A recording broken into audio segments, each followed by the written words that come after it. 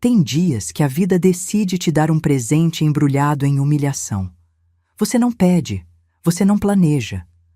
Mas quando chega, você entende que estava esperando por aquele momento muito mais tempo do que imaginava. Era uma terça-feira comum de março. O ar-condicionado da agência do Banco Itaú, na Savassi, cheirava aquele cheiro característico de lugar fechado com carpete novo, sabe? Aquele aroma de plástico e ambição que fica impregnado nos tecidos das poltronas. Eu estava sentada ao lado de Fábio na sala do gerente, com minha bolsa no colo, usando meu blazer cinza de sempre, aquele que minha mãe dizia que me deixava com cara de professora séria. Fábio estava de camisa social aberta no segundo botão, aquela postura de quem acha que ocupa mais espaço do que realmente ocupa. Claudinho, o gerente, era um rapaz de uns 30 e poucos anos, óculos redondos, jeito educado, daqueles que parecem genuinamente desconfortáveis quando precisam dar notícia ruim. Ele tinha nos recebido com um sorriso largo, oferecido água, café, e agora olhava para a tela do computador com aquela expressão neutra de quem está prestes a iniciar um processo burocrático qualquer. Fábio tinha pedido aquela reunião. Eu não sabia exatamente para quê. Ele havia me dito na noite anterior, num tom que não abria espaço para discussão. Amanhã você vai comigo ao banco. Preciso de você presente para assinar umas coisas. Não perguntei mais nada. Já fazia tempo que eu havia aprendido a não perguntar mais nada. Claudinho digitou alguns dados, olhou para Fábio, sorriu profissionalmente e perguntou: Então, senhor Fábio, o senhor gostaria de solicitar um crédito pessoal no valor de R$95 mil, correto? Qual seria a finalidade? Fábio ajeitou a postura na cadeira. Eu senti o calor familiar daquele momento, o preâmbulo de uma performance que eu já havia assistido tantas vezes que conseguia antecipar cada linha. Capital de giro para um negócio, disse ele com aquela voz grave que usava quando queria parecer importante. Estou expandindo minha carteira de clientes no setor agrícola. Investimento sólido. Preciso do dinheiro rápido. Claudinho acenou, continuou digitando. E o senhor viria como tomador principal do crédito? Sim, mas trouxe minha esposa também. Fábio fez um gesto vago na minha direção, como se eu fosse um documento anexo que ele havia lembrado de trazer na última hora. Para dar mais garantia, né? Ela é dona de casa, não tem renda própria, mas o nome dela é limpo. Deve ajudar. Eu não pisei. Não me movi. Olhei para a tela do computador na frente de Claudinho e respirei por dentro. Devagar. O tipo de respiração que você aprende quando passa 16 anos treinando para não reagir. Dona de casa. Sem renda própria. Eu, Renata Cavalcante, auditora fiscal federal há 14 anos, concursada, com salário líquido de R$28.400 mensais, especialista em auditoria tributária, com 2 pós-graduações e um nome que constava em processos administrativos de empresas que faturavam mais em um mês do que Fábio havia faturado em toda a sua vida como representante comercial. Dona de casa.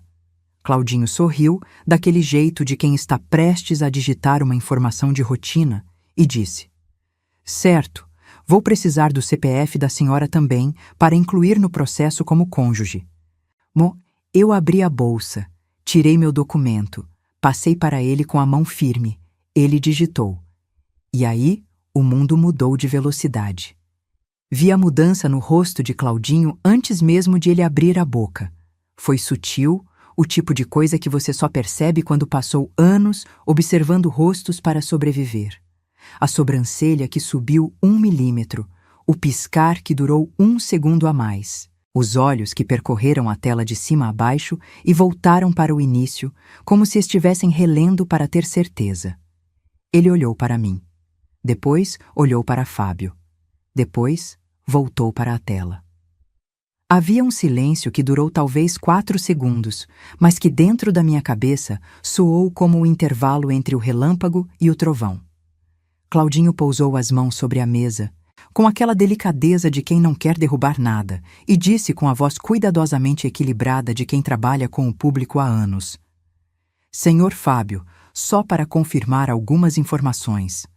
A senhora aqui é realmente sua esposa? Vocês são casados no civil? Fábio franziu a testa. Claro que sim. 16 anos. Por que pergunta? Claudinho assentiu devagar. Parecia estar escolhendo cada palavra como quem escolhe onde pisar num chão de vidro. É que, pelo sistema aqui, a renda registrada em nome da senhora é... Ele parou. Olhou uma vez mais para a tela. Bem, a renda dela é aproximadamente 3 vezes maior que a renda declarada pelo senhor.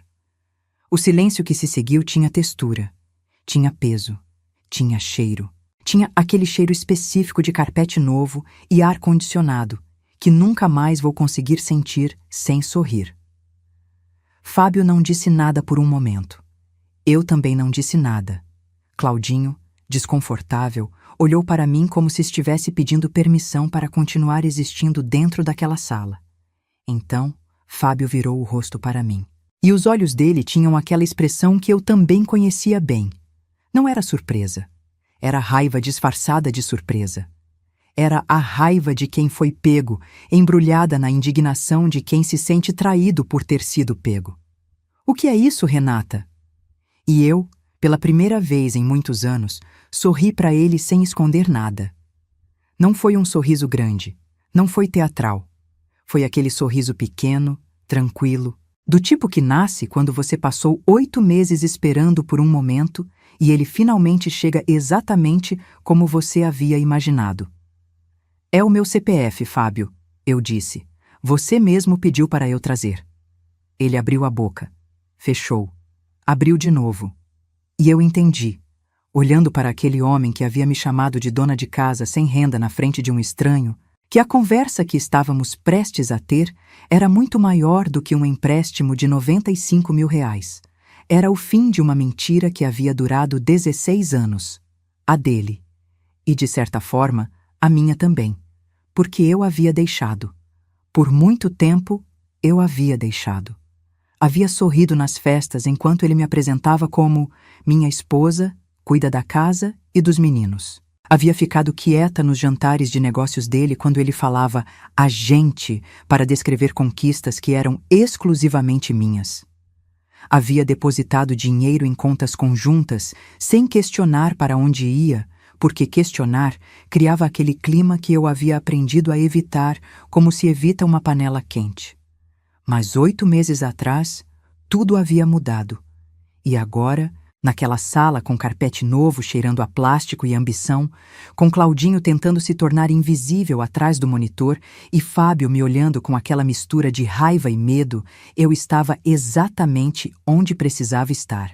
No banco, com meu CPF na mesa. E a doutora Andréia Fontes no meu contato de favoritos, esperando minha ligação. Se você quer descobrir o que aconteceu quando saímos daquela sala, o que Fábio fez quando chegamos em casa, e qual foi o segredo que eu havia guardado em silêncio por 8 meses inteiros, enquanto ele dormia tranquilo ao meu lado, achando que eu não sabia de nada, se inscreva agora no canal e ativa o sininho, porque o que aconteceu a seguir ninguém poderia imaginar. Deixa seu like se você já passou por algo parecido. E comenta de onde você está assistindo, porque essa história está só começando e a vingança foi servida gelada. Eu tinha 26 anos quando conheci Fábio Cavalcante numa festa de aniversário de uma colega do cursinho preparatório para concursos. Era novembro, aquele calor úmido de Belo Horizonte que gruda na roupa e faz o cabelo perder toda a forma que você tentou dar nele antes de sair de casa. Eu estava num canto da sala com um copo de suco de maracujá, estudando havia 3 anos para passar na Receita Federal. E ele apareceu com aquele sorriso que eu levei muito tempo para entender que era uma ferramenta, não um sentimento. Você parece séria demais para uma festa, ele disse. Eu ri. Que resposta idiota para dar a um desconhecido, pensei. Mas ri do mesmo jeito. Fábio tinha 30 anos naquela época. Era alto, tinha aquele jeito expansivo de quem preenche o espaço ao redor com energia e conversa fácil. Trabalhava como representante comercial de uma distribuidora de equipamentos agrícolas. Viajava bastante, conhecia muita gente, tinha sempre uma história para contar. Ao lado de mim, que havia passado os últimos 3 anos entre livros de direito tributário e legislação fiscal, Ele parecia vivo de um jeito que eu não sabia nomear naquela época, mas que hoje reconheço como simplesmente barulhento. Trocamos número. Ele ligou 2 dias depois. Saímos 4 vezes em 2 semanas. Na quinta saída, ele disse que estava apaixonado. Eu deveria ter prestado atenção no ritmo. Quando alguém corre desse jeito no começo, ou está genuinamente com medo de te perder, ou está genuinamente com pressa de te ter. E pressa de ter é diferente de querer ficar. Mas eu tinha 26 anos e 3 anos de solidão embrulhados em livros de concurso. E quando alguém chega dizendo que você é exatamente o que ele sempre quis, você tende a acreditar porque quer acreditar. Minha mãe, Dona Sônia, gostou dele de início. Ela era professora de escola pública, viúva desde que eu tinha 17 anos, mulher de poucos recursos e muito senso prático. Ele parece trabalhador, ela disse depois de conhecê-lo. Parece. Presta atenção nessa palavra, filha. Eu sorri e não prestei atenção na palavra. Me casei com Fábio em abril de 2008, numa cerimônia simples no civil com almoço para 40 pessoas num restaurante em Santa Luzia. Eu havia passado no concurso da Receita Federal 6 meses antes. Aquele foi o período mais feliz que eu me recordo. A aprovação, o casamento, a sensação de que a vida havia decidido recompensar todos aqueles anos de disciplina de uma vez só. Nos primeiros 2 anos foi bom, não extraordinário, não apaixonado da forma que os filmes prometem, mas bom. Ele viajava, eu trabalhava, nos encontrávamos nos fins de semana, tínhamos uma rotina que funcionava. Luísa nasceu em 2010 e Rafael em 2013. E com cada filho, a dinâmica foi mudando de um jeito que eu fui aceitando como normal, porque não tinha outro parâmetro para comparar. O trabalho de Fábio era instável por natureza. Representante comercial autônomo depende de comissão, de ciclo de vendas, de safra, de humor de cliente. Havia meses bons e havia meses em que ele ficava em casa, irritado com o mercado, irritado com os clientes, irritado comigo sem razão aparente. Quando isso acontecia, eu pagava as contas sem comentar. Pagava o condomínio, a escola das crianças, o plano de saúde, a prestação do carro dele. E quando o mês dele melhorava, ele voltava expansivo e generoso, como se o dinheiro que gastava nessas fases boas apagasse a conta do que eu havia coberto nas ruins. Nunca fizemos uma planilha. Nunca sentamos para conversar sobre dinheiro de verdade. Eu propus uma vez, em 2015, depois de um mês particularmente difícil em que tive que cobrir quase tudo. Ele ficou ofendido. Disse que eu estava tratando o casamento como uma empresa. Disse que eu sempre fui fria demais, calculista demais, que minha cabeça de auditora não sabia separar o profissional do pessoal. Engoli, arquivei, continuei pagando. O que foi mudando com o tempo, de forma tão gradual que é difícil apontar o momento exato em que cruzou uma linha. Foi o jeito como Fábio passou a me descrever para os outros. No começo era sutil. A Renata é muito dedicada ao trabalho dela. Virou, a Renata vive para o trabalho. Que virou, a Renata é mais marido do que eu nessa casa. Dito com aquela risada de quem está fazendo uma piada, mas espera que a outra pessoa confirme. Nas reuniões de família dele, em Montes Claros, eu era apresentada brevemente e depois ignorada enquanto ele monopolizava a conversa. Quando alguém perguntava o que eu fazia, ele respondia antes de mim. Trabalha no governo. Não auditora fiscal federal. Não concursada federal. Não especialista em auditoria tributária com 2 pós-graduações. Trabalha no governo. Como se eu fosse uma auxiliar administrativa qualquer. A primeira vez que ele me chamou de dona de casa na frente de outras pessoas foi num churrasco de clientes dele, em 2017. Alguém perguntou sobre minha profissão e ele disse, sorrindo: "Ela cuida da casa e dos meninos, né, amor? Deixa eu trabalhar." Eu corrigi na hora, calmamente, e ele ficou visivelmente irritado. No caminho de volta para casa, disse que eu havia sido grossa, que havia constrangido ele na frente dos clientes, que eu precisava entender que naquele contexto não adiantava nada ficar se gabando de cargo público. Parei de corrigir. Era mais fácil, menos custo emocional. E foi assim que a mentira foi crescendo, com meu silêncio servindo de adubo. Minha mãe ficou doente em 2018. Câncer de ovário, descoberto tarde, como costuma ser com mulheres que passam a vida cuidando dos outros e empurram consulta para depois. Passei os 2 anos seguintes dividida entre o trabalho, as crianças e o hospital. Fábio foi presente no início, depois foi se tornando impaciente com a demanda emocional, depois simplesmente parou de ir ao hospital comigo, alegando compromissos de trabalho que eu já não conseguia mais verificar se eram reais. Minha mãe morreu em fevereiro de 2020. Me deixou um apartamento quitado em Contagem, onde ela havia morado a vida inteira, e uma poupança de R$ 387 mil que ela havia juntado centavo a centavo ao longo de 40 anos de magistério público. Eu chorei durante semanas. Fábio disse que eu precisava seguir em frente e perguntou, 2 semanas depois do enterro, se eu havia decidido o que fazer com o apartamento dela. Vendi o apartamento, juntei ao dinheiro da poupança, abri uma conta individual só no meu CPF, num banco diferente do que usávamos juntos, e depositei tudo lá. Não por desconfiança, me disse na época, por preservação, por sentir que aquele dinheiro era a última coisa concreta que minha mãe havia me deixado e que eu precisava mantê-lo separado, intocado, como se tocar nele antes do tempo certo fosse desfazer alguma coisa. Fábio perguntou uma vez quanto havia. Eu disse que ainda estava resolvendo com o inventário. Ele não perguntou de novo. Na época, interpretei isso como desinteresse respeitoso. Hoje sei que era porque ele tinha outras contas para fazer. Junho de 2023. Foi quando Andréia me ligou. Andréia Fontes e eu nos conhecemos no colégio, tínhamos 12 anos, e mantivemos uma amizade daquelas que sobrevive à distância e ao silêncio, porque tem raiz funda.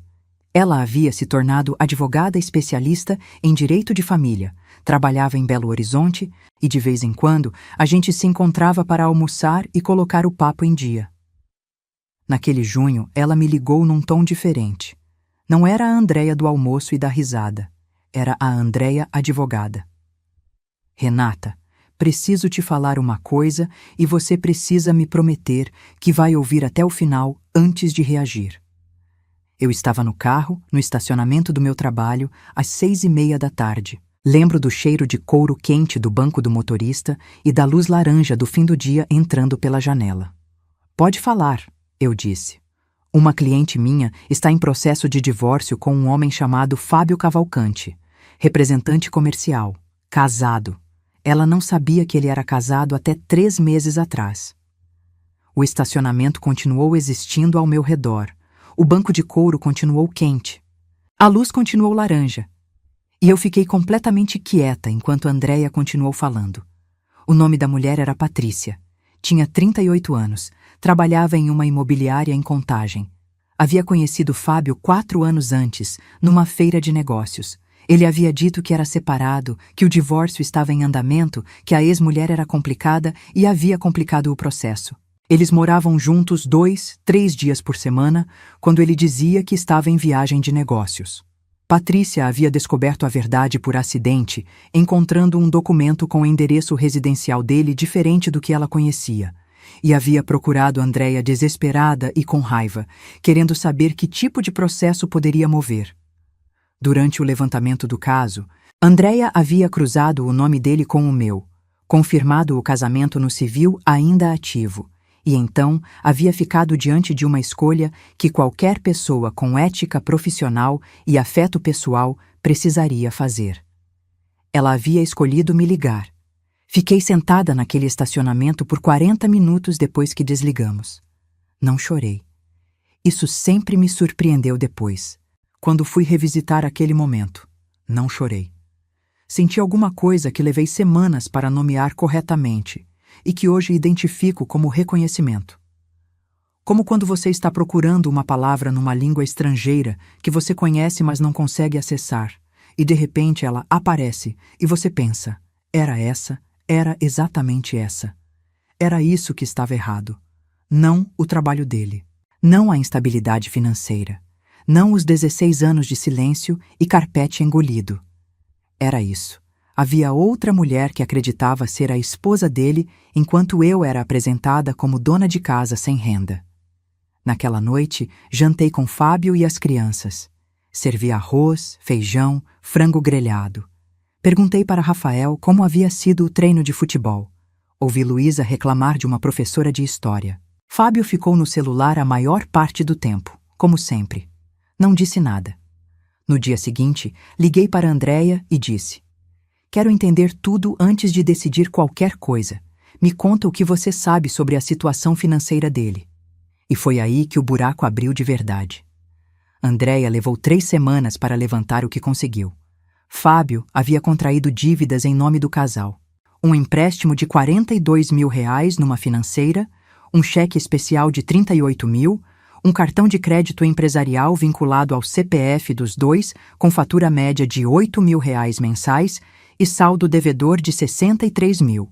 Total, R$143 mil de dívidas que eu nem sabia que existiam. Algumas delas contraídas havia mais de 2 anos. Parte desse dinheiro havia financiado a vida paralela com Patrícia.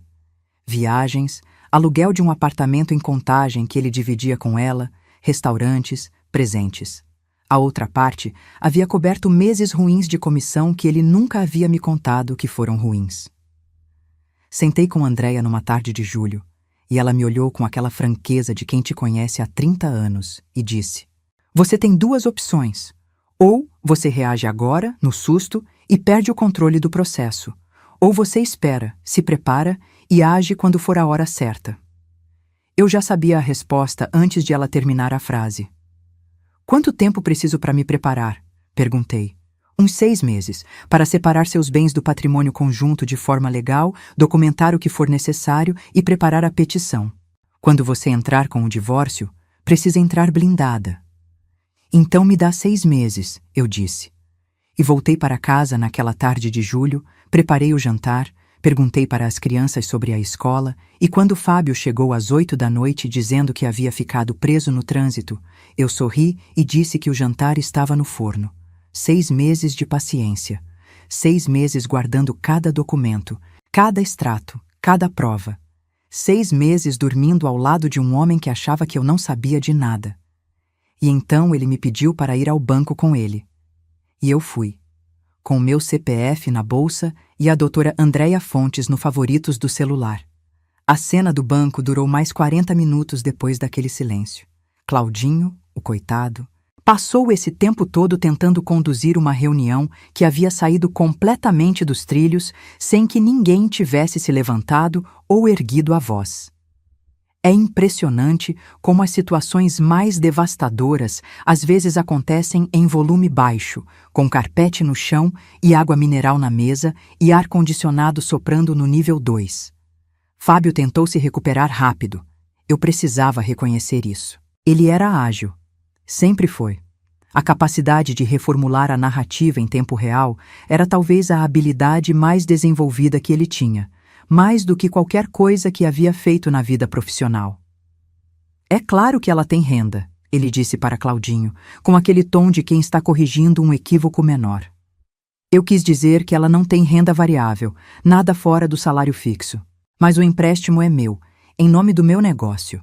Ela está aqui só como cônjuge, para assinar como anuência. Claudinho assentiu devagar, com aquela expressão de quem entende exatamente o que está acontecendo, mas cujo trabalho não inclui arbitrar conflitos conjugais. Entendo, Sr. Fábio, mas nesse caso, como a renda da senhora é significativamente maior, o processo de análise de crédito vai considerar a composição de renda do casal, o que na prática significa que a senhora seria, tecnicamente, a principal garantidora do empréstimo. Fábio abriu a boca. Eu falei antes dele, pela primeira vez desde que havíamos entrado naquela sala. Claudinho, eu disse, com a voz que uso nas audiências administrativas, aquela voz que não sobe e não desce e não deixa espaço para interrupção, eu não vou assinar nenhum documento hoje. Agradeço sua atenção, mas vou precisar analisar melhor as condições antes de qualquer compromisso. Fábio me olhou. Havia algo nos olhos dele que eu nunca havia visto antes de forma tão nítida, a percepção de que o terreno havia mudado sem ele ter recebido aviso prévio. Renata, ele disse em voz baixa. Obrigada, Claudinho. Peguei minha bolsa, levantei, estendi a mão para o gerente. Você foi muito gentil. Saí da sala primeiro. Atravessei o carpete, passei pelas catracas de vidro, empurrei a porta giratória e saí para a rua. O calor de março em Belo Horizonte me acertou no rosto como uma mão aberta. Aquele calor seco de fim de verão que resseca o nariz e faz os olhos piscarem. Me coloquei de óculos, peguei o celular e, enquanto ouvia os passos de Fábio saindo atrás de mim, abri o WhatsApp e mandei uma mensagem para Andréia. 3 palavras apenas. Pode dar entrada. 3 pontos pulsando. Depois a resposta chegou em menos de 10 segundos. Já estava esperando. Guardei o celular no exato momento em que Fábio chegou ao meu lado na calçada. O que foi aquilo lá dentro? A voz dele tinha aquela frequência específica que eu havia aprendido a reconhecer como o começo de uma tempestade. Não gritava. Fábio raramente gritava em público, mas havia uma tensão nas cordas vocais dele que era pior do que gritar, porque era calculada. Não vou assinar empréstimo nenhum sem ler o contrato antes, eu disse. Comecei a andar em direção ao carro. Você sabe disso? Você me constrangeu na frente do gerente. Eu exerci meu direito de não assinar um documento que eu não havia lido. Parei na frente do carro. Olhei para ele por cima do teto.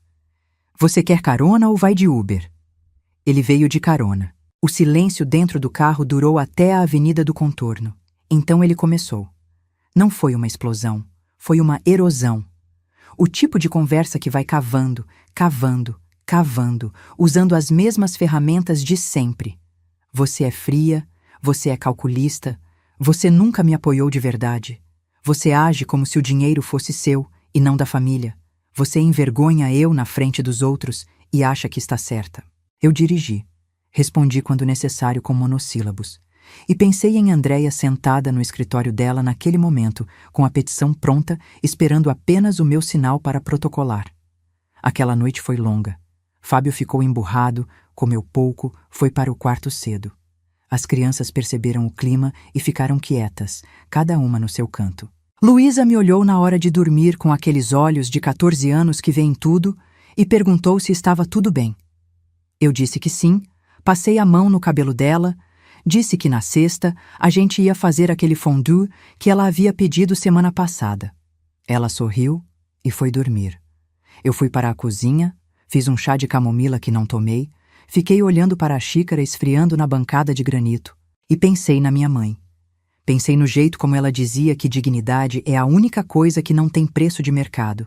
Pensei que ela havia trabalhado 40 anos numa escola pública, juntado R$387 mil centavo a centavo, e que aquele dinheiro estava agora numa conta que Fábio não conhecia, blindado, esperando por mim do outro lado de tudo aquilo.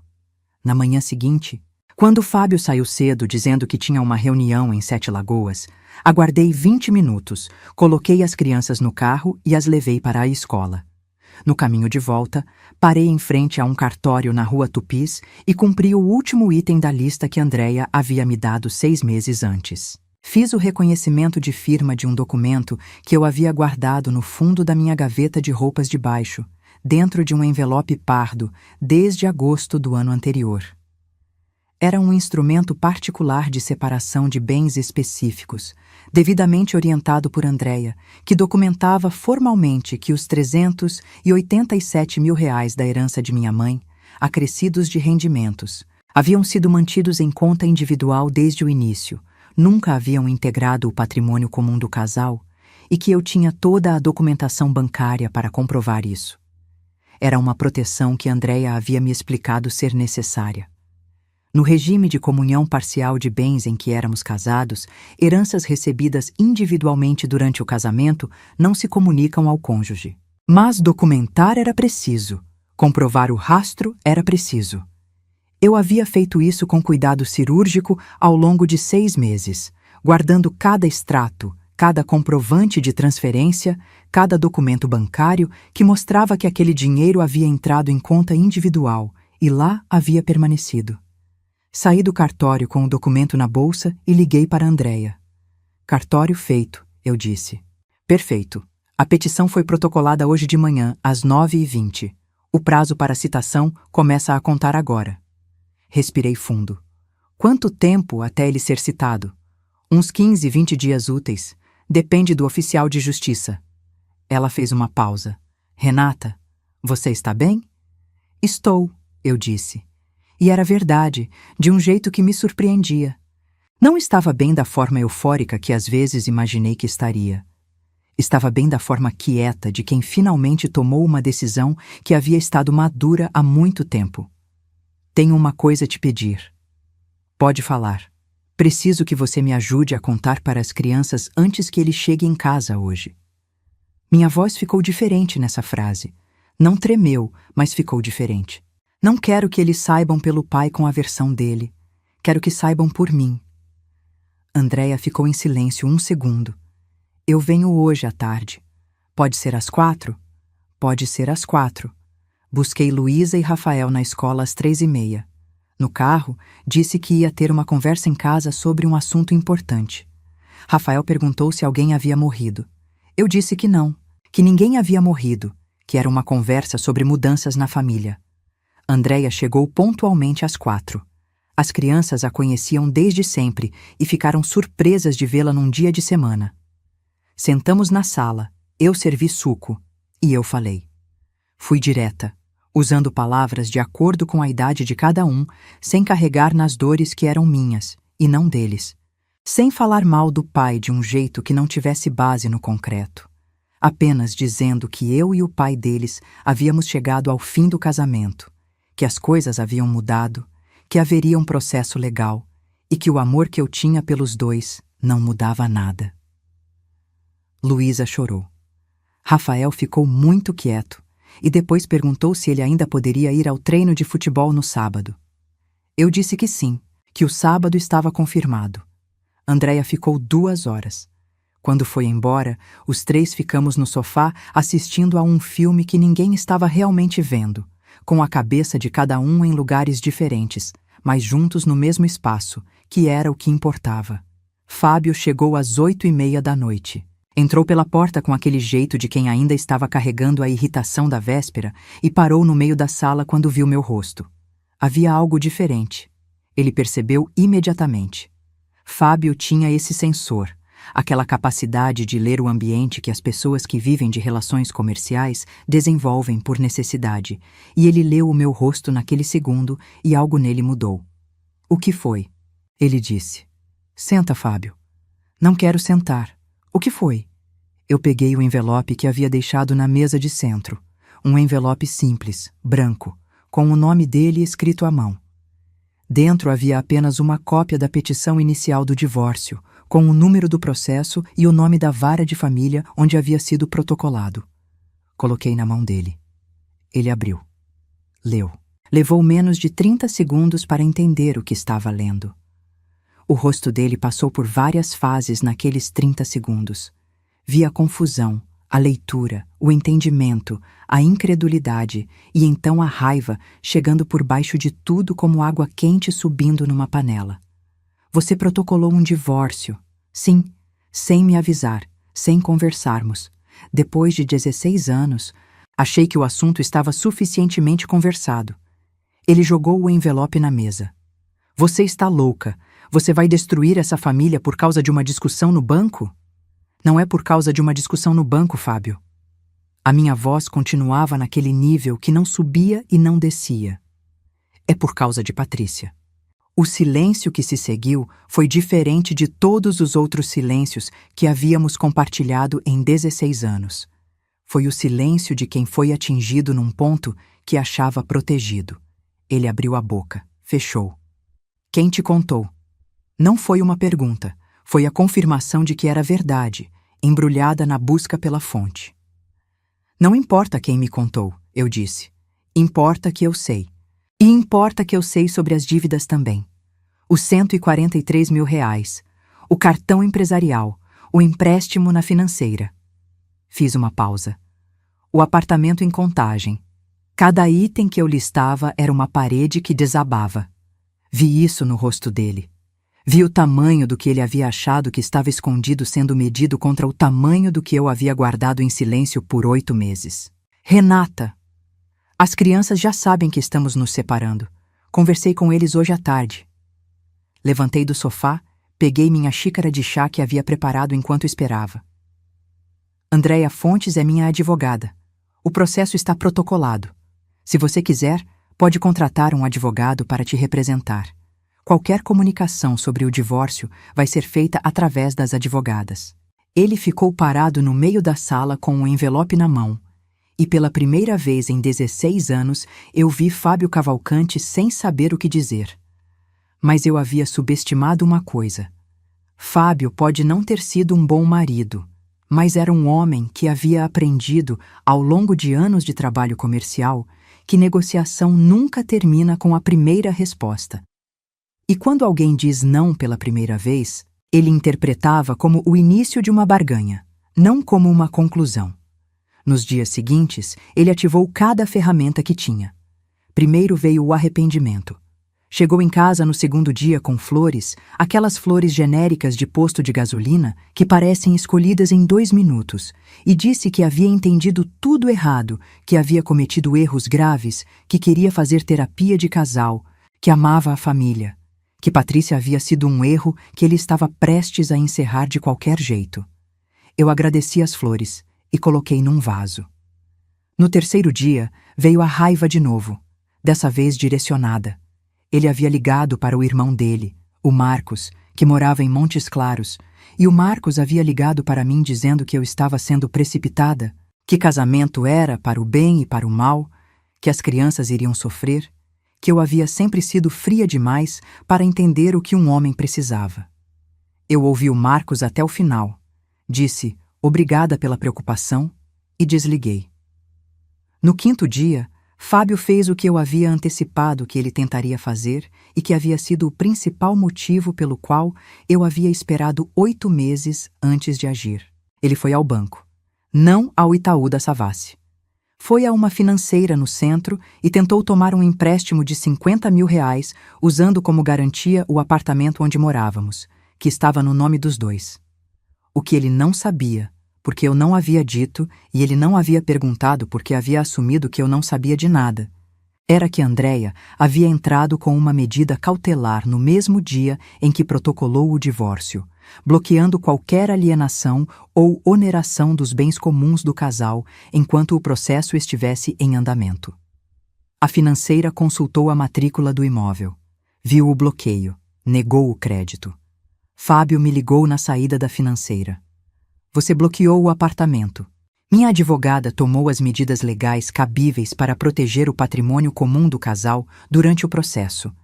Isso é padrão em divórcios litigiosos. Você está me impedindo de acessar meu próprio bem. Estou protegendo minha parte, que é 50%. Fiz uma pausa.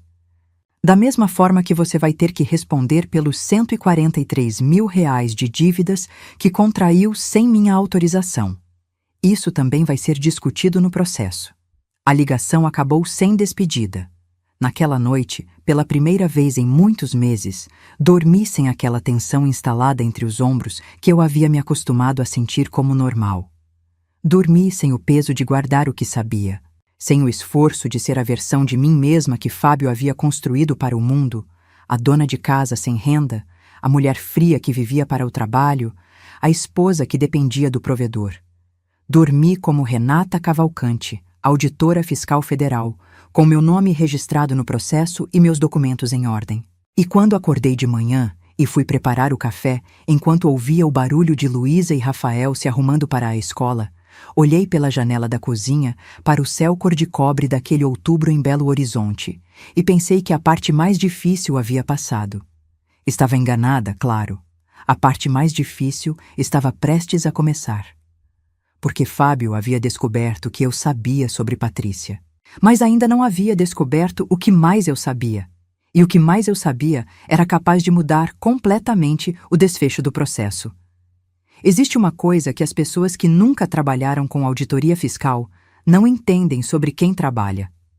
A gente não procura o que está errado. A gente procura o que não fecha.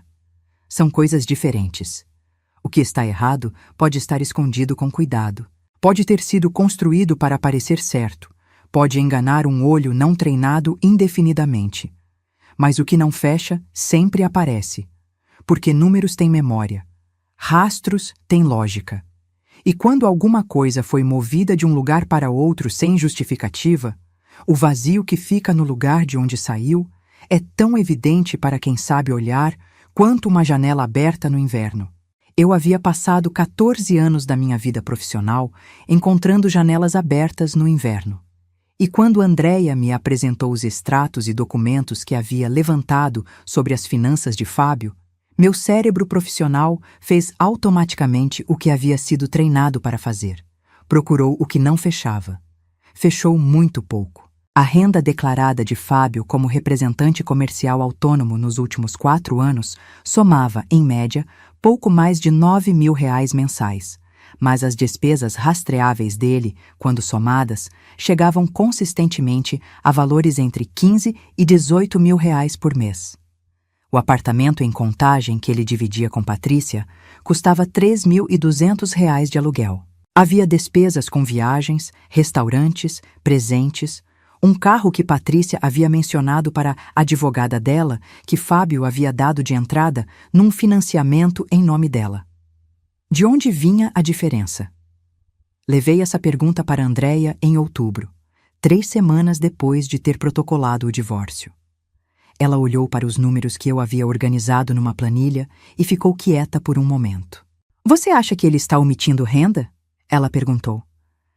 Acho que os números não fecham de nenhuma outra forma, eu disse. Andréia bateu levemente os dedos na mesa. Se for omissão de renda, isso muda o processo todo. Dívidas contraídas com renda não declarada têm implicações jurídicas diferentes. E se ele omitiu renda para a Receita Federal? Ela não precisou terminar a frase. Eu era auditora fiscal federal, e meu marido havia possivelmente sonegado imposto de renda por anos. Eu precisaria de provas. Não suposições, não planilha minha, provas documentais que pudessem embasar tanto o processo de divórcio quanto, se fosse o caso, uma representação fiscal. Isso significava ter acesso a movimentações bancárias que eu não tinha como obter diretamente, porque as contas eram dele, individuais. Mas havia um caminho. No regime de comunhão parcial de bens, o cônjuge tem direito legal de solicitar, durante o processo de divórcio, a apresentação de extratos e documentos financeiros como parte da partilha. Andréia entrou com o pedido formalmente no processo. O juiz determinou que Fábio apresentasse 3 anos de extratos bancários de todas as suas contas dentro de 15 dias. Fábio apresentou. O que ele apresentou eram os extratos das contas que eu já conhecia. A conta corrente do Bradesco, onde recebia comissões. A conta poupança que mal tinha saldo. O cartão de crédito pessoal que eu sabia que existia. O que ele não apresentou, porque supôs que eu não sabia que existia, era uma conta em uma fintech aberta há 3 anos em nome do seu CNPJ de representante autônomo, onde parte das comissões era depositada diretamente pelos contratantes antes de qualquer outra movimentação. Como eu sabia dessa conta? Porque 3 meses antes, arrumando o escritório de casa para buscar um documento meu, havia encontrado no fundo de uma gaveta que ele usava um cartão físico daquela fintech. Tinha fotografado com o celular, mandado para Andréia, e ela havia incluído o número do cartão como referência nas buscas do processo. Quando o perito contábil nomeado pelo juiz cruzou os dados declarados de Fábio com as informações que Andréia havia levantado sobre a existência dessa conta adicional, e o juiz determinou uma segunda ordem para a apresentação de todos os documentos financeiros, incluindo contas não declaradas, Fábio ficou sem saída. Os extratos da conta da fintech mostravam uma movimentação média de R$ 4.300 mensais em depósitos de clientes que nunca haviam aparecido na declaração de imposto de renda dele. Em 4 anos, isso somava mais de R$ 200.000 que haviam passado por aquela conta sem declaração adequada. Parte desse dinheiro havia financiado a vida com Patrícia. O resto havia simplesmente desaparecido em gastos que não constavam em lugar nenhum. A audiência de instrução do divórcio estava marcada para uma quinta-feira de novembro, na vara de família do Fórum Lafayette. Eu havia estado naquele fórum dezenas de vezes ao longo da carreira, sempre pelo corredor da fazenda, nunca pelo corredor da família. É curioso como os mesmos corredores parecem diferentes dependendo do motivo pelo qual você os atravessa. Fábio chegou com um advogado que havia contratado na segunda semana após receber a petição. Era um homem de uns 50 e poucos anos, paletó marrom, pasta de couro gasta. O tipo de advogado que Fábio havia escolhido provavelmente por indicação de alguém, e que eu identifiquei em 30 segundos como alguém que não havia se preparado adequadamente para o caso. Andréia estava ao meu lado de blazer azul marinho, com a pasta dela cheia de documentos organizados por abas coloridas. E quando nos sentamos à mesa da audiência e os dois advogados se cumprimentaram, eu vi o advogado de Fábio olhar para a pasta de Andréia e piscar um piscar a mais. O juiz era um homem de uns 60 anos, voz cansada de quem já ouviu muitas histórias parecidas. Aquele tipo de serenidade profissional que vem de ter visto de tudo e não se surpreender mais com quase nada.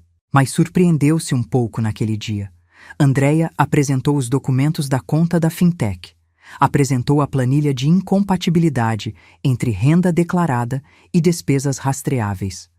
Apresentou os extratos do apartamento em Contagem, os comprovantes de viagens, os documentos que Patrícia havia disponibilizado através da própria advogada dela em cooperação com o nosso processo. Porque Patrícia, descobrindo que havia sido enganada tanto quanto eu, havia decidido cooperar.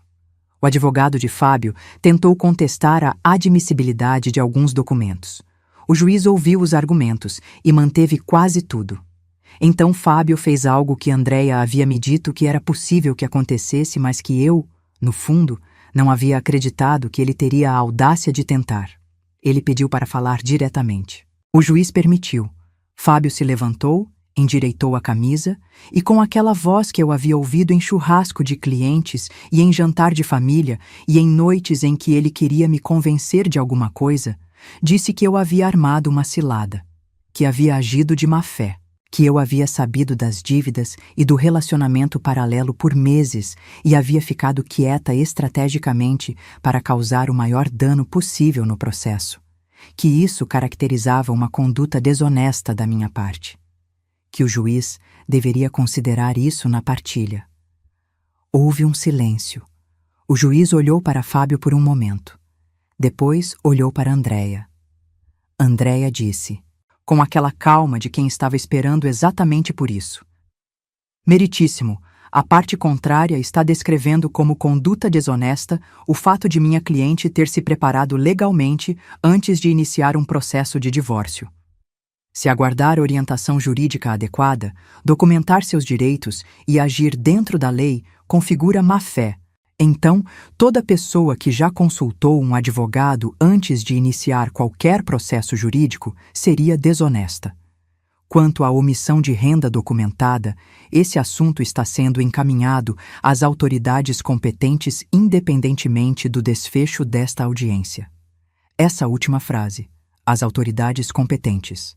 Vi Fábio engolir em seco, porque ele havia ouvido a mesma coisa que eu havia ouvido naquela frase, que os documentos sobre a conta da Fintech e a incompatibilidade de renda iriam para a Receita Federal. Que aquilo não era só um divórcio, que aquilo havia crescido para além das paredes daquela vara de família e estava entrando em um território onde as consequências eram de outra natureza. O advogado dele tocou no braço dele e disse alguma coisa em voz baixa. A audiência foi suspensa por 20 minutos. Quando retornou, o advogado de Fábio pediu a palavra e disse que seu cliente estava disposto a discutir um acordo. Andréia me olhou. Eu assenti com a cabeça, um movimento pequeno. Podemos ouvir a proposta, disse Andréia. O acordo que Fábio propôs naquele primeiro momento era previsível. Ele ficaria com o apartamento da Savassi, me daria o sítio em Brumadinho, dividiríamos os veículos e cada um assumiria suas próprias dívidas. Sobre a herança da minha mãe, ele propôs que fosse dividida ao meio, alegando que durante o casamento havia contribuído indiretamente para a preservação daquele patrimônio. Andréia não deixou eu responder. A herança da senhora Renata foi recebida individualmente durante o casamento em regime de comunhão parcial de bens, mantida em conta exclusivamente individual desde o recebimento, sem nenhuma mistura com o patrimônio comum do casal. Não há o que partilhar. Ela empilhou uma série de documentos na mesa. Quanto ao restante, nossa proposta é a seguinte. A proposta de Andréia era esta. Eu ficaria com o apartamento da Savassi, avaliado em R$ 840 mil. Ele ficaria com o sítio em Brumadinho, avaliado em 320 mil. A diferença de valor, equivalente a R$ 520 mil, seria compensada pela assunção integral das dívidas ocultas por parte dele, que somavam 143 mil. Mais uma compensação em dinheiro de R$ 180 mil a ser paga em parcelas, representando parte dos rendimentos não declarados que haviam sido gastos em despesas do relacionamento paralelo e que impactaram indiretamente o patrimônio do casal. O advogado de Fábio pediu novo recesso. Ficamos 40 minutos no corredor. Andréia tomou café de uma máquina horrível que ficava perto dos bebedouros e disse que estava confiante. Eu fiquei em pé perto da janela que dava para a rua Guajajaras lá embaixo, olhando para os carros e pensando em coisas desconexas. O fondue que havia prometido para Luísa, o treino de futebol de Rafael no sábado, o cheiro de camomila de uma xícara que havia esfriado numa bancada de granito semanas atrás. Quando voltamos para a sala, o advogado de Fábio disse que seu cliente aceitava a proposta com uma modificação. O prazo de pagamento das parcelas seria estendido de 12 para 24 meses. Andréia me olhou. 24 meses era razoável. A garantia estava documentada. O risco de inadimplência era gerenciável com as salvaguardas que já havíamos previsto no contrato. Acenei que sim. O acordo foi lavrado naquele mesmo dia. Saímos do fórum às 4:30 da tarde. O sol daquele novembro em Belo Horizonte estava naquele ângulo específico que faz as fachadas dos prédios ficarem douradas. Aquela luz que a cidade tem no fim de tarde que faz tudo parecer mais suave do que é. Andréia me abraçou na calçada. Não disse nada por um momento. Depois disse: "Sua mãe estaria orgulhosa." Eu segurei aquela frase com as duas mãos dentro do peito e não disse nada. Peguei o carro. Saí do estacionamento e, quando estava na avenida de volta para casa, o celular tocou. Era Fábio. Não atendi. Ele mandou uma mensagem escrita, 30 segundos depois. Li no sinal vermelho. "Você sempre foi mais esperta do que eu dei crédito. Parabéns." Olhei para a mensagem. Pensei em responder. Não respondi. Guardei o celular, o sinal abriu e segui em frente. Porque algumas coisas não precisam de última palavra. Algumas histórias se encerram não com um confronto, não com um discurso, não com a fala que você ensaiou na cabeça por anos. Algumas histórias se encerram com você no carro, no fim de tarde de novembro, indo buscar seus filhos na escola para um fondue que você havia prometido. Mas Fábio ainda tinha uma surpresa guardada para mim. Ou achava que tinha. E eu precisava estar pronta para ela. A surpresa de Fábio chegou numa segunda-feira de dezembro, 18 dias depois da audiência. Eu estava no trabalho quando Luísa me mandou mensagem às 3 da tarde, dizendo que o pai havia aparecido na escola para buscá-la. Sem aviso, sem combinação prévia, sem estar no acordo de guarda provisória que havíamos estabelecido na audiência e que determinava claramente os dias e horários de cada um. Respirei fundo. Liguei para essa escola, falei com a coordenadora, que me informou que havia segurado a saída de Luísa conforme o protocolo deles para situações onde há divergência entre os responsáveis. Luísa estava segura, esperando na secretaria. Liguei para Andréia enquanto pegava minha bolsa e saía do trabalho. "Ele foi buscar Luísa na escola fora do acordo", eu disse. Andréia ficou quieta por 2 segundos. "Ele está tentando te desestabilizar. Provavelmente imagina que uma reação emocional sua pode ser usada como argumento de que você está dificultando o convívio paterno. Então o que eu faço? Vai buscar sua filha com calma. Se ele ainda estiver lá, não discuta na frente dela. Tudo o que acontecer, documenta com horário e testemunhas." Uma pausa. e não reage do jeito que ele quer que você reaja. Cheguei à escola 20 minutos depois. Fábio estava no estacionamento, encostado no carro dele, com aquela postura de quem estava esperando um confronto. Luísa estava ao lado dele com a mochila no colo, o rosto fechado do jeito que fica quando ela não sabe para qual lado olhar. Eu atravessei o estacionamento com passo normal. Abracei Luísa primeiro, disse oi para ela no ouvido, depois me virei para Fábio. Hoje não é seu dia conforme o acordo, eu disse, no mesmo volume com que diria o horário de uma reunião. Eu sou pai dela, Renata. Não preciso de autorização para ver minha filha. Você precisa seguir o acordo que você mesmo assinou. Peguei a mão de Luísa. Se você quiser um ajuste nos dias de convívio, fala com a Andréia e a gente resolve dentro do processo. Virei as costas. Ele disse alguma coisa que não prestei atenção. Coloquei Luísa no carro, entrei, saí do estacionamento. Luísa ficou em silêncio por um tempo. Depois disse, olhando para a janela: ele fica tentando me perguntar o que você faz em casa. Se você sai, se tem alguém. Eu não disse nada por um momento. Depois disse: e você o que responde? Ela deu de ombros. Que você trabalha e cuida da gente. Que você faz fondue às sextas. Eu sorri. Aquele sorriso que não é de alegria exatamente, mas de alguma coisa mais funda. É exatamente isso que eu faço, eu disse. Andréia entrou com uma notificação formal naquela semana sobre o descumprimento do acordo de guarda. O advogado de Fábio respondeu com um documento dizendo que havia sido um mal-entendido, que o dia havia sido confundido. O juiz registrou a ocorrência sem punição naquele momento, mas com advertência de que repetição poderia resultar em revisão do acordo de guarda. Fábio não voltou a aparecer fora dos dias combinados. Janeiro chegou com aquele calor pesado de verão mineiro que faz as calçadas subirem vapor e as pessoas andarem mais devagar. O apartamento da Savassi havia sido formalmente transferido para o meu nome no cartório em 22 de dezembro, 3 dias antes do Natal. Eu havia ficado acordada até meia-noite naquele dia, lendo e relendo a matrícula atualizada do imóvel com o meu nome e apenas o meu nome no campo de proprietário, aquelas letras pretas sobre papel branco que representavam 16 anos de salário depositado, de conta paga em silêncio, de presença financeira que havia sido descrita como ausência. Renata Cavalcante, proprietária, não esposa de, não cônjuge de, não dona de casa sem renda. Renata Cavalcante. As crianças passaram o Natal comigo e o Réveillon com o pai, conforme o acordo. Foi o primeiro Natal sem Fábio em 16 anos e eu havia ficado com medo de como seria, daquele medo específico de datas comemorativas que a gente sente quando a estrutura familiar muda.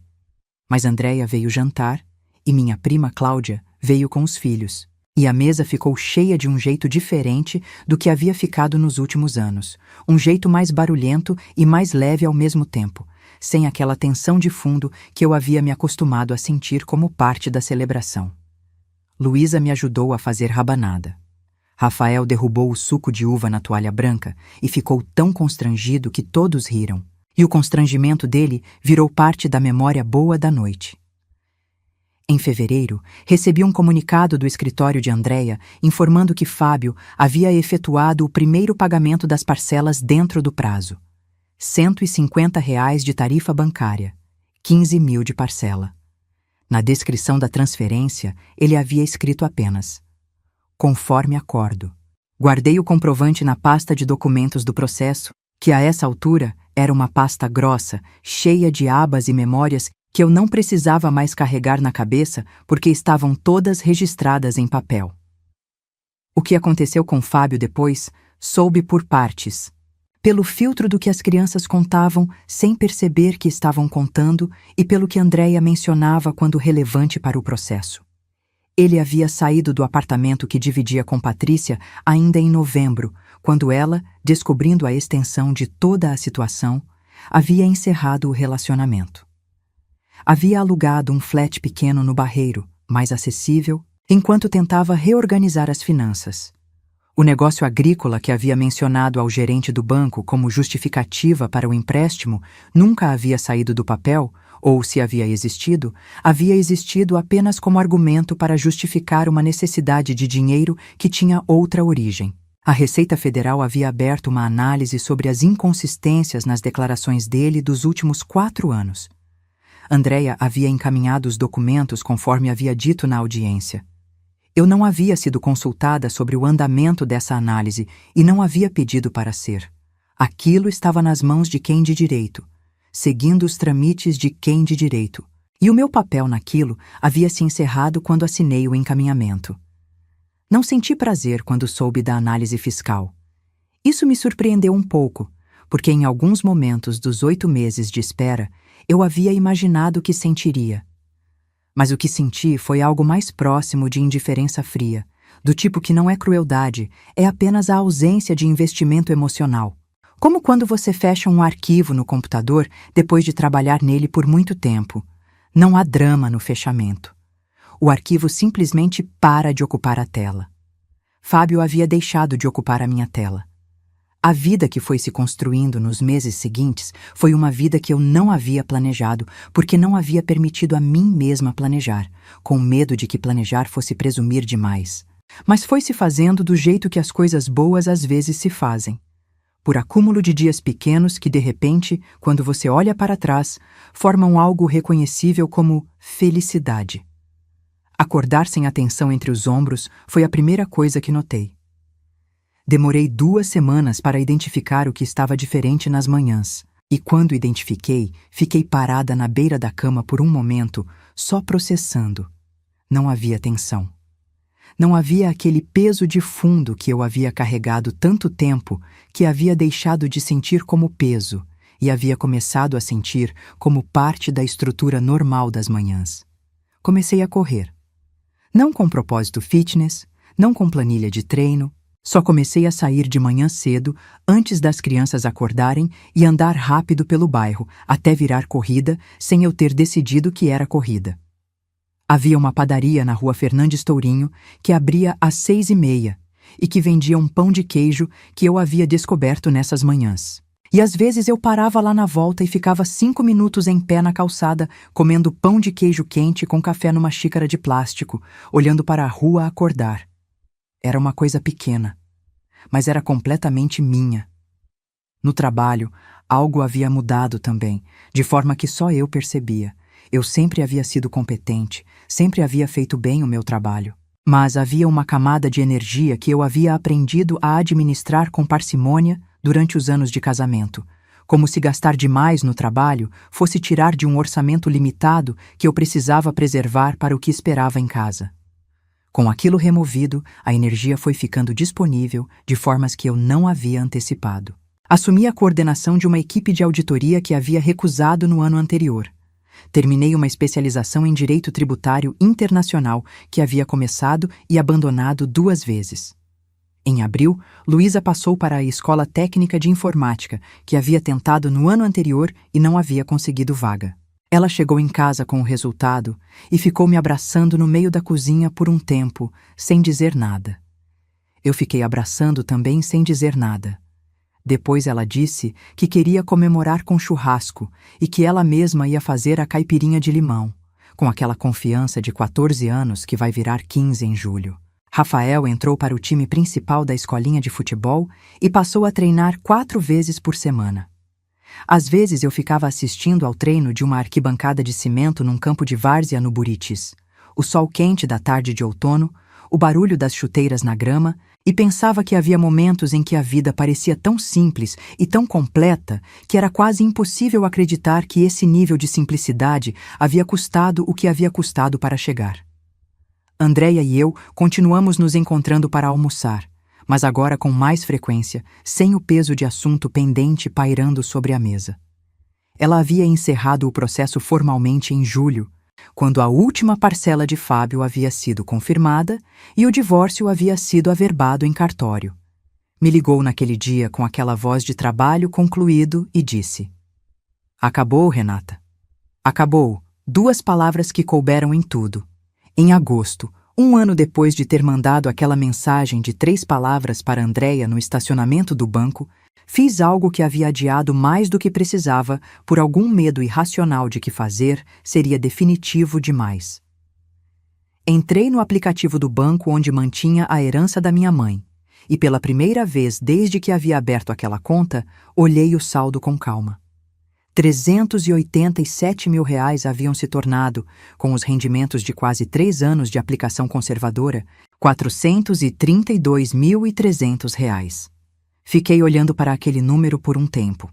Depois, abri o aplicativo de imóveis que havia instalado no celular meses atrás e nunca havia aberto de verdade, sempre adiando como quem adia uma conversa que sabe que vai mudar alguma coisa. Havia um sítio pequeno à venda em Tiradentes, 2 horas de Belo Horizonte, com uma casa de pedra, uma área verde, uma varanda que as fotos mostravam tomada de luz da tarde. Não comprei naquele dia, mas salvei o anúncio. E na sexta seguinte, quando Luísa e Rafael estavam em casa e a cozinha cheirava a chocolate derretido do fondue que havia virado ritual, e Rafael disputava com Luísa os melhores pedaços de pão, e ela reclamava com aquela indignação de irmã mais velha, que é metade real e metade performance, eu pensei que havia uma coisa que Fábio nunca havia entendido sobre mim. Ele havia me chamado de fria, de calculista, de mulher que tratava tudo como planilha, mas calculista não é quem não sente. Calculista é quem sente e não deixa o sentimento tomar a decisão antes da hora. É quem segura, espera, documenta, age no momento certo. É quem passa 8 meses dormindo ao lado de uma mentira sem deixar que a raiva faça o que a estratégia pode fazer melhor. Minha mãe havia juntado R$ 387 mil com 40 anos de salário de professora pública, centavo a centavo, sem fazer barulho, sem esperar reconhecimento, sem pedir para ninguém confirmar que ela estava sendo inteligente. Eu era filha dela. E naquela cozinha, com o chocolate fervendo e os filhos brigando pelos melhores pedaços de pão, eu era a versão mais completa de mim mesma que já havia sido. Sem precisar da validação de ninguém para saber disso. Se essa história tocou seu coração, se você se identificou em algum momento dessa jornada, deixe seu comentário aqui embaixo contando de onde você está assistindo e o que mais tocou você. Compartilhe esse vídeo com aquela amiga, prima, vizinha que precisa ouvir essa mensagem. Que dignidade não se negocia, que amor próprio vem primeiro e que nunca é tarde para recomeçar. Deixa seu like, se inscreve no canal e ativa o sininho para não perder as próximas histórias. Porque aqui a gente não conta histórias vazias, a gente conta histórias que transformam, que curam, que lembram você de quem você realmente é. Uma mulher forte, capaz e merecedora de todo o amor do mundo. Um abraço apertado no seu coração e lembre-se, você é mais forte do que imagina. Até a próxima.